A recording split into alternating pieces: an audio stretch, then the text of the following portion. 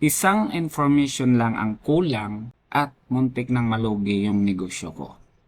So, this video mga boss ay para sa mga computer business owner or para sa mga negosyante dyan na meron kayong mga malalaking transaction. So, tapusin niyo po yung video na to dahil isiswalat ko po, isishare ko po sa inyo yung karanasan ko po kung paano at bakit muntikan ng malugi yung negosyo ko dahil lang sa isang information na hindi binigay ng customer namin. So, by the way mga boss, no, ako nga pala si Roger Silvido. Isa po akong computer business owner for 6 years. And right now mga boss ay nagsishare po ako ng mga karanasan ko po sa pagninegosyo. So, ma-share ko lang sa inyo mga boss, no, way back, siguro mga 5 years ago, meron po kaming nakuhang isang BPO client. Nung first 3 transactions namin ay so far, okay naman, smooth siya yung transaction namin. So, kumbaga, nung una, umorder sila sa amin ng printer, mabilis yung transaction namin. Pangalawa, umorder sila ng computer and laptop, still smooth din yung transactions namin. And then hanggang sa umabot sa pang-apat na transaction namin which is bulk order yon. So during that day mga boss ay they are planning to buy 100 units of laptop. Siguro mga 3 months na kami na merong contacts and palagi silang umu-order sa amin. So, syempre nagbigay kami ng quotation and then ayun nagkasundo na lahat and also sa payment terms. So, syempre kami din umorder na kami sa vendor, directly sa vendor talaga. So, that unit is from Dell. So, umorder kami directly sa Dell and nung dumating na yung item and naka-schedule na siya for delivery, naalala ko mga boss that was Friday morning.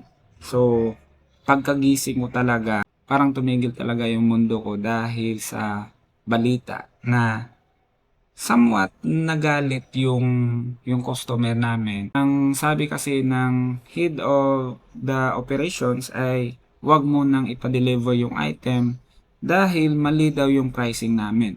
So, yung binigay pala namin na pricing mga boss is VAT inclusive. Late na niyang sinabi na na-approve daw sila sa PISA. So, kumbaga sinabi niya na PISA certified na daw sila. So, which means VAT exempted na sila. So, PISA certification, ito yung certification na binibigay ng Philippine government para sa mga BPO companies, no? And if meron ka niyan is considered as VAT exempted ka. So, ganun po yung scenario. So, kaya sinabi niya sa amin na dapat daw i-revise namin yung quotation at i-revise namin yung pricing.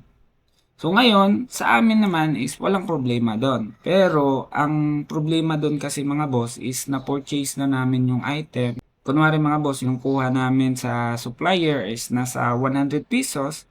So, VAT included na yon and hindi na namin siya pwedeng sabihin sa kanila or isauli sa kanila na ito, nagkamali kami sa order namin. So, isasauli namin to dahil yung customer namin is VAT exempted. Ganun. So, kumbaga, sakit talaga sa ulo during that day and siguro umabot siya ng 3 days yung transaction namin, yung negotiations, and then to make the long story short ay nag-agree kami halfway. So, ang nangyari doon mga boss is para masalba ko yung negosyo ko kasi ang mangyayari doon kung matuloy na makancel nila yung order, ang problema doon mga boss, yung unit na yun is hindi siya pang end user. So, pang company talaga siya, pang enterprise level na unit. So, ang mangyayari doon mga boss kapag magka-cancel sila, so meaning to say kami yung magbebenta doon piece by piece, diba? So, it will take time for us to sell it sa mga end user. So, yun yung problem. So, kung mabenta man namin, siguro aabot pa ng ilang buwan. So, ayun, we agreed sa terms na babaan lang namin yung presyo So, kunwari yung price namin, tumubo kami doon ng pagpalagay natin 30%. So, it end up mga boss na siguro mga 2% na lang talaga yung tubo namin. Kasi kung hindi namin yun gagawin, ang mangyayari dun mga boss, magka-cancel talaga si customer. Parang ang nangyari dun, parang na-take advantage kami talaga during that day. Kasi nga, new scenario din yun sa amin. First time yun na nangyari sa amin and we don't know how to deal with it. Sobrang laki ng tuition ko during that day. Sana ano na yun malaking profit na yun pero it end up na ganun yung sitwasyon. So, ayun, to make the long story short is nag-agree kami sa isang price wherein favorable din sa kanila. So, moral story lang talaga doon sa story na yon is before ka makipag-transact sa isang company or sa isang kliyente, dapat kumpleto lahat ng detalye na kailangan mo sa mga customers mo para hindi ka magkakaproblema in the future.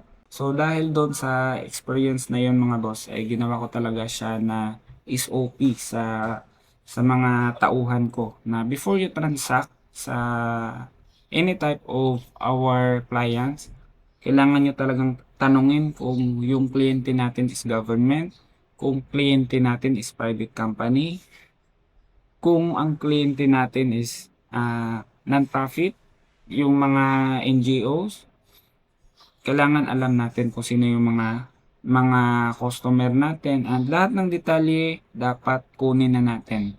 Kung ano yung tax type nila, dapat din makuha natin. So in that way, alam natin kung paano natin sila i-quotation.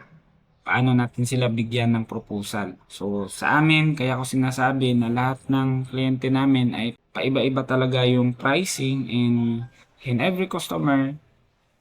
Depende din yan so what type of organization they are.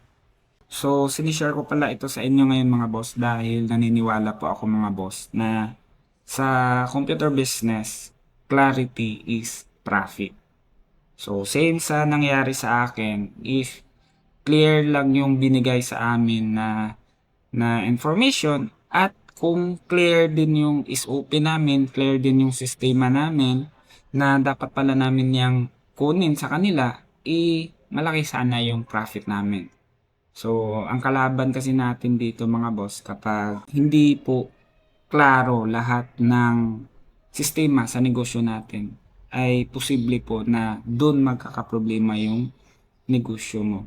Same po sa nangyari sa amin, muntik na kaming nalugi doon kung hindi siya natuloy yung transaction na yon. So again, ulitin ko, para maiwasan natin yan, dapat gawan mo siya ng SOP. Yung mga bago nyong customer or kahit na yung mga old clients nyo, dapat the more information that you can get from them, then mas maganda. Mas maganda yan sa inyo para mas alam nyo kung paano nyo i-position yung negosyo nyo. Okay? So, ayun lang mga boss and invite pala kita. Meron tayong ginawang grupo.